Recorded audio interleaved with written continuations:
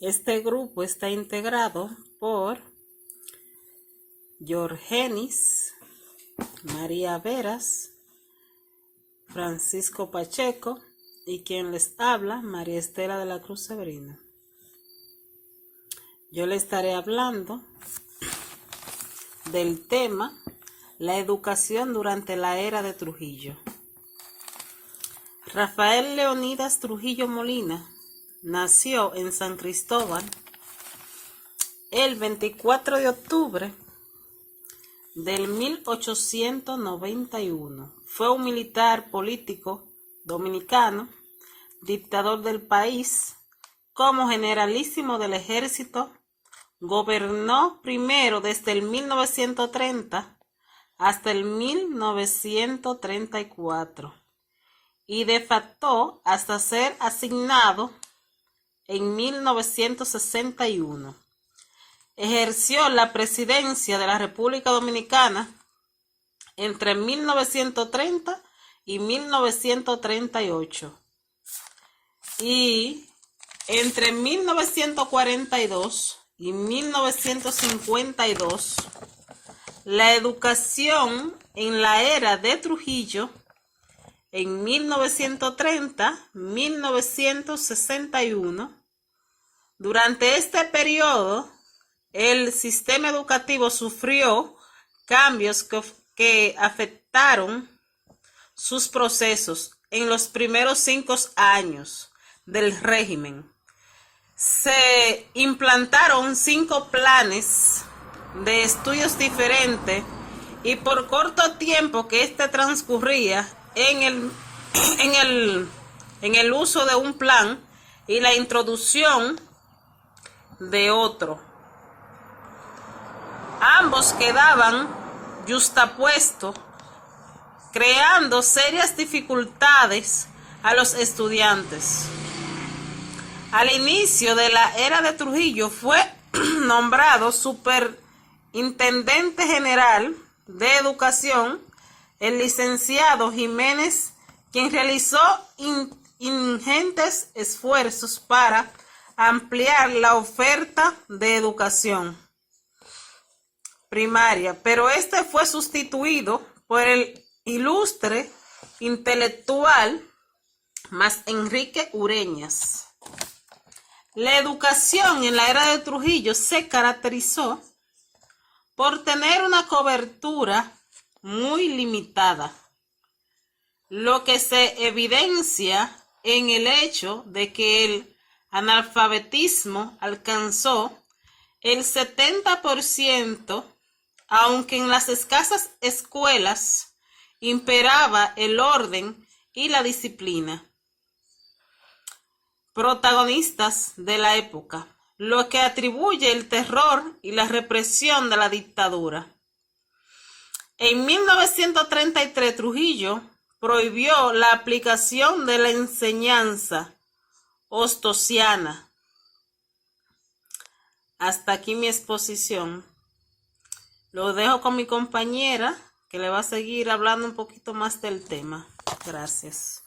Buenas noches, mis compañeros. Mi nombre es Yorgenis Corsino Fría y mi tema es el maestro en el régimen de Trujillo.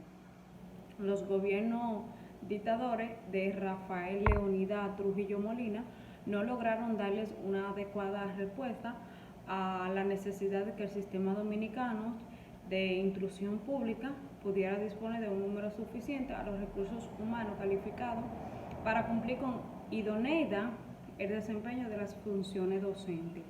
Los principales gestores de la educación de esos tiempos no alcanzaron a entender que la calidad de la educación en un país no podía ser superior a la calidad de su cuerpo,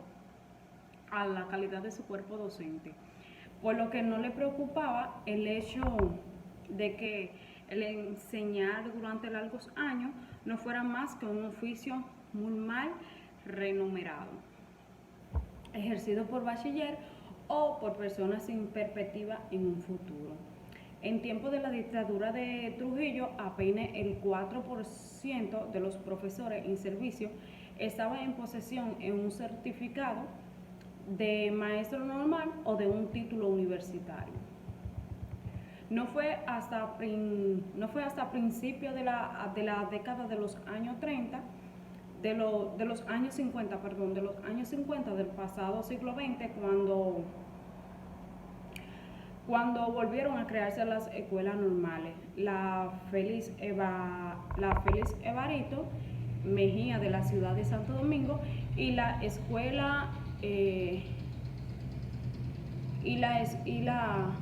escuela de Emilio Prunjón, que fue en Santiago de los Caballeros. Pero el número de egresados de esas dos escuelas de formación y capacitación docente nunca fue suficiente para cumplir con la demanda de maestros técnicamente capacitados. Los programas de formación y capacitación de maestros de los gobiernos de Trujillo no proporcionaban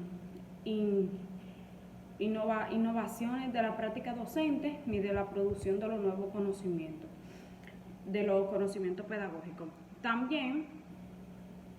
Tampoco hacían referencia a la integración de los procesos formativos en el desarrollo del sistema.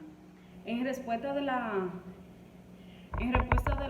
la represión desatada por Trujillo, tras producirse desvelamiento del movimiento clandestino el 14 de junio a principios del mes de enero de 1960, la alta jerarquía de la Iglesia Católica Dominicana se distanció del régimen y hasta cabe afirmarse que lo enfrentó. No ocurrió así con la clase magisterial días antes del ajusticiamiento del tirano.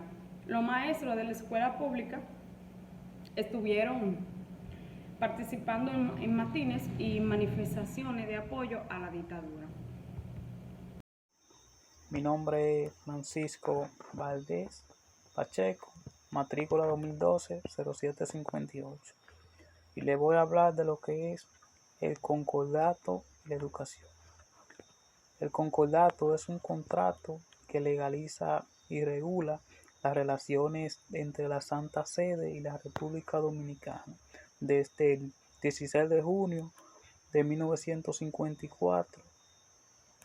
Su lectura muestra las concesiones que Trujillo confirió a la Iglesia como presidente de la República Dominicana con carácter retroactivo a 1930 y vigente de manera indefinida para gobierno subsiguiente. Además, la República Dominicana declara propiedad de la Iglesia también todos los templos y otros edificios con fines eclesiásticos que el Estado ha venido construyendo desde el año 1930 y construya en adelante. Todas estas propiedades quedan exentas de impuestos y los ordinarios de los lugares y rectores de parroquia reciben además franquicia postal libre de pago. Efecto en la educación.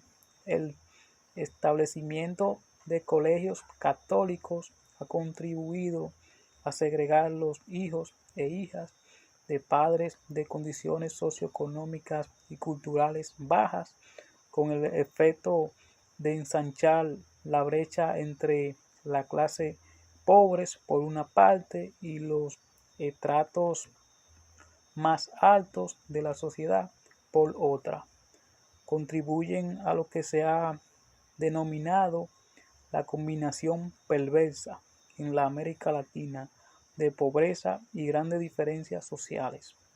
El deterioro del sistema escolar público se produce por la salida de la escuela pública de hijos e hijas de padres de clase medias y alta para entrar a colegios católicos o privados y por el traspaso de recursos de los contribuyentes del sistema público al católico.